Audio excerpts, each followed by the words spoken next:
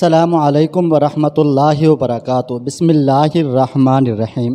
ہمارے گھر کے قریب ایک ماسٹر صاحب رہتے تھے۔ نہایت شریف آدمی تھے۔ ان کی بیوی بھی شریف اور با اخلاق تھی۔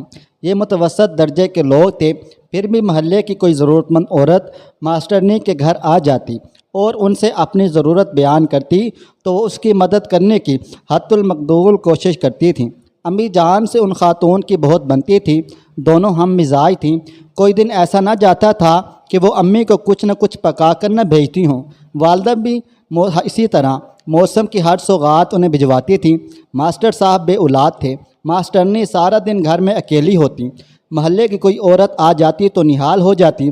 امی جان مجھے اکثر ان کے پاس بھیج دیا کرتی کہ کام میں ہاتھ بٹانے چلی جاؤ اور درس قرآن بھی لے لینا۔ یوں میرا ان سے بہت واسطہ رہتا۔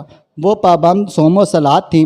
میں نے کبھی ان کو بیکار بیٹھے نہ دیکھا، نہ کسی کام میں مشغول رہتی تھیں۔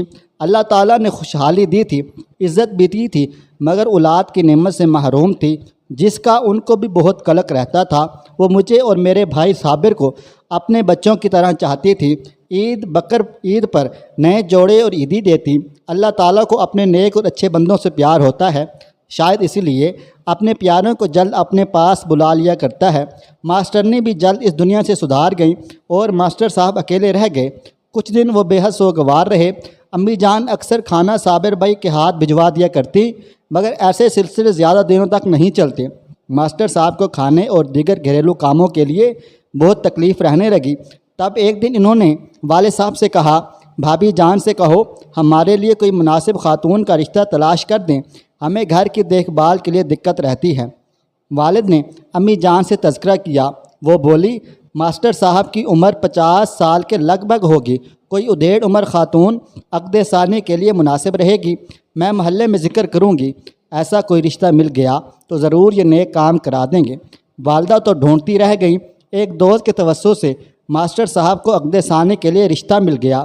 جھٹ پٹ بیاہ ہو گیا اور نئی بیوی ان کے گھر آ گئی۔ ہم بھی نئی بیگم کو دیکھنے گئے۔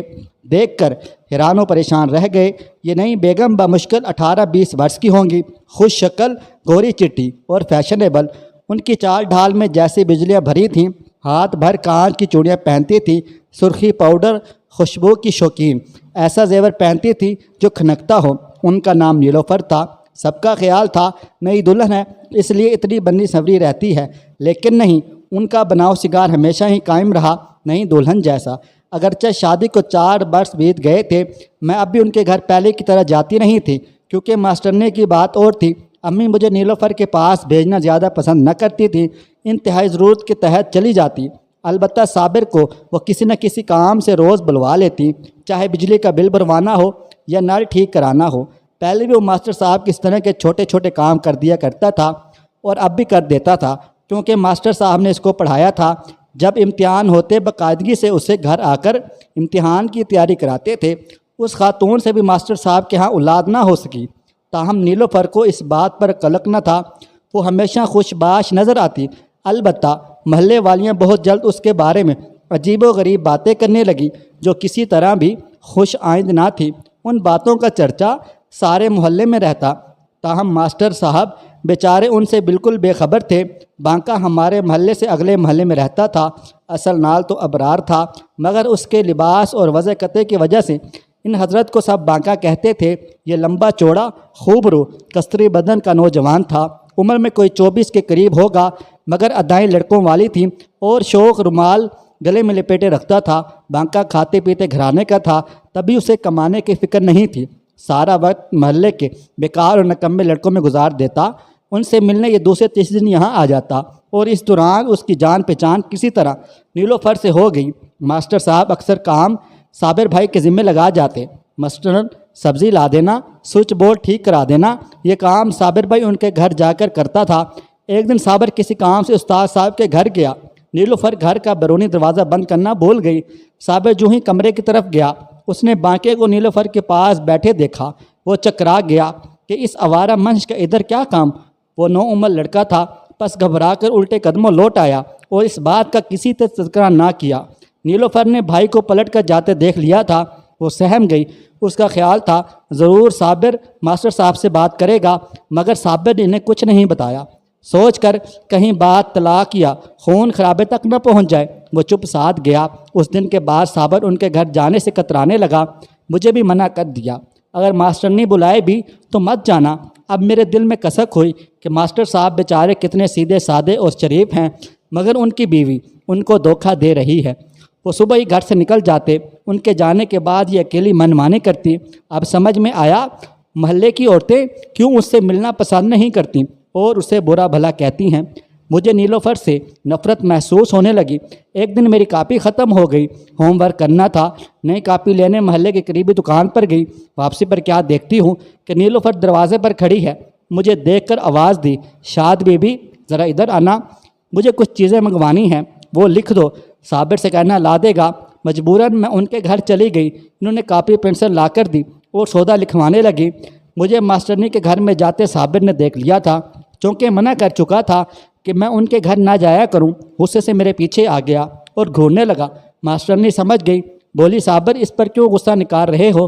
تم نہیں آؤ گے تو کسی اور کو بلا لوں گی۔ بھائی نے کاپی پنسل میرے ہاتھ سے لے لی۔ تم چلو گھر، میں نے جو سودا لینا ہے منگوایا ہے، ان کو میں لا کر دیتا ہوں۔ میں ڈیری سیمی گھر آ گئی۔ بھائی نے سودا لا کر دیا یا نہیں معلوم نہیں، مگر اصل واقعے کے چند دنوں بعد ہی پھر وہ واقعہ پیش آیا جس نے سارے محلے کو ہلا کر رکھ دیا تھا۔ ماسٹر صاحب حسب معمول صبح سویرے اپنے ڈیوٹی پر چلے گئے۔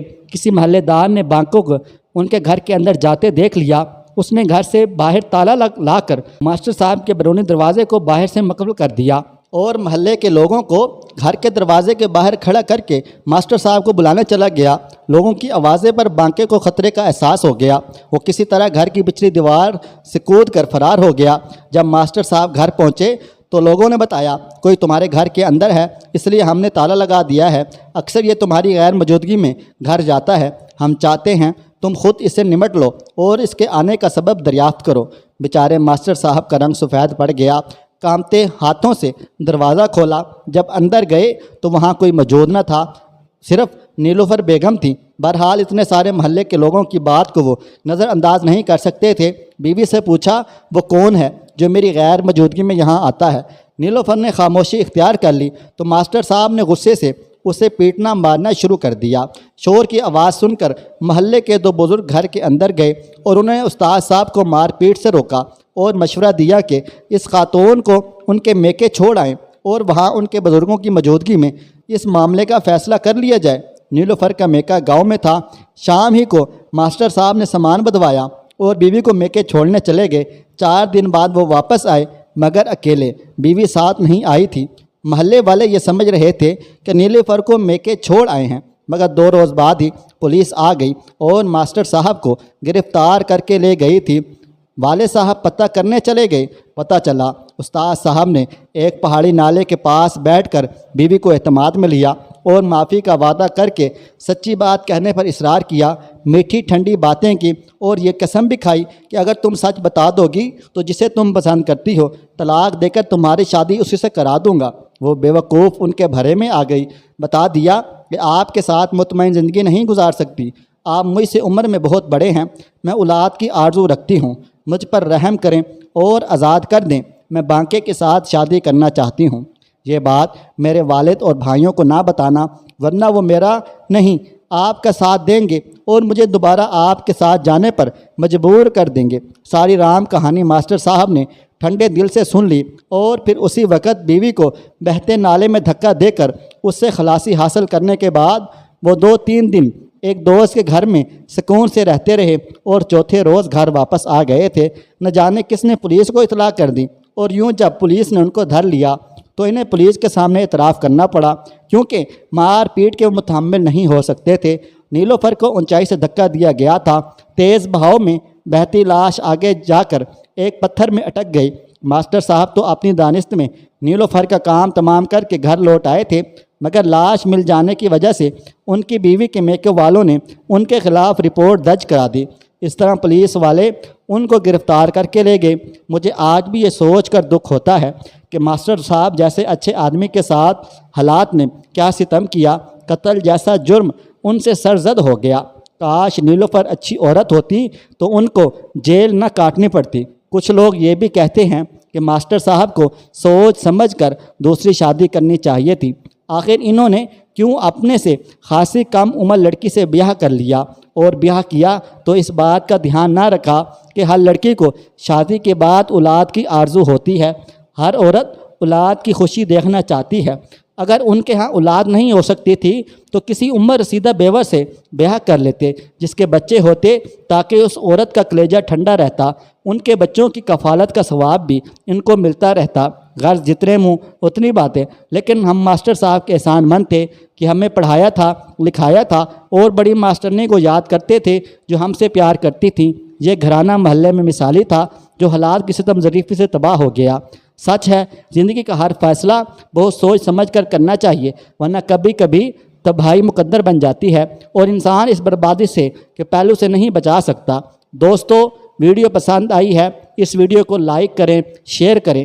اگر آپ نے ابھی تک میرا چینل سبسکرائب نہیں کیا تو ابھی سبسکرائب کر لیں، ساتھ میں بیل آئیکن کو بھی ضرور پریس کر لیجئے گا تاکہ نئی اپلوڈ ہونے والی ہماری ویڈیوز کا نوٹیفیکیشن آپ کو بر وقت ملتا رہے۔ مجھے اگلی ویڈیو تک اجازت دیں۔ اللہ حافظ۔